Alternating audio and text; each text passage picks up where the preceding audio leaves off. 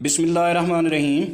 अस्सलाम वालेकुम वीवर्स, मैं हूं मखदूम अमीर हैदर हाशमी और आप देख रहे हैं मेरा YouTube channel Hashmi organic farming. Viewers, आज का हमारा टॉपिक है ऑर्गेनिक कैटल एंड ऑर्गेनिक दूध की फार्मिंग। साथियों, जैसा कि आप जानते हैं हमारे यहाँ आहिस्ता आहिस्ता ऑर्गेनिक चीज़ों की पैदावार में कमी हो रही है, लेकिन जैसे जैसे ऑर्गेनिक अशिया की पैदावार कम हो रही है, ठीक उसी तरह मार्केट में ऑर्गेनिक सब्जियों, अंडों, दालों और दूध की मांग में इजाफ़ा हो रहा है। दोस्तों, अगर हमने अपनी नई नस्ल सेहतमंद और ज़हीन तैयार करनी है और ज़्यादा मुनाफा हासिल करना है तो उसके लिए ज़रूरी है कि हम ऑर्गेनिक दूध जो हर तरह के वंडाजात और बाज़ारी फीड से पाक हो उसकी तैयारी करें और मार्केट में खालिस ऑर्गेनिक दूध, दही और मक्खन की फराहमी को यकीनी बनाएं।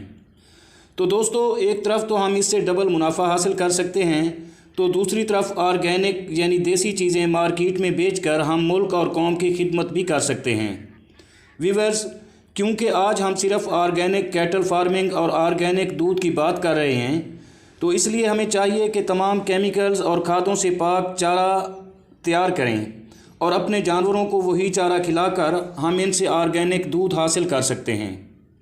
साथियों, इस दूध से खालिस दही और मक्खन, देसी घी और ऑर्गेनिक प्योर चीज़ें तैयार करके कौम की खिदमत कर सकते हैं। साथियों, इस वक्त हर बंदा ऑर्गेनिक की तलाश में है और चाहता है कि मेरे बच्चे सेहतमंद और तवाना रहें। तो मार्केट में ऑर्गेनिक सब्जियों, दालों, घी, मक्खन, दही और दूध का रेट भी डबल मिल रहा है।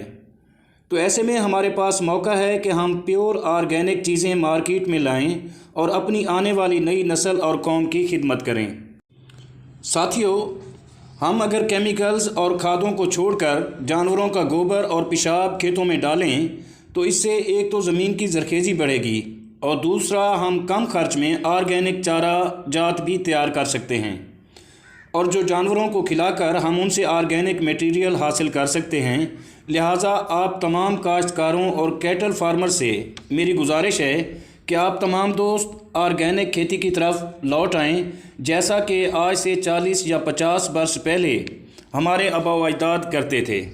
दोस्तों, ऑर्गेनिक खेती में या ऑर्गेनिक चारा जात काश्त करने में किसान का बहुत ज़्यादा खर्च नहीं होता और वो कम खर्च में बहुत ज़्यादा मुनाफा हासिल कर सकता है, जैसे कि हमारे आबा व अजदाद करते थे और वो बहुत ज़्यादा खुशहाल भी होते थे और उन पर महंगाई का कोई असर भी नहीं पड़ता था, क्योंकि वो सब्ज़ियां भी खुद उगाते थे, दूध भी ऑर्गेनिक तैयार करते थे और उनका फार्मिंग, कैटल, तमाम चीज़ें ऑर्गेनिक होती थीं।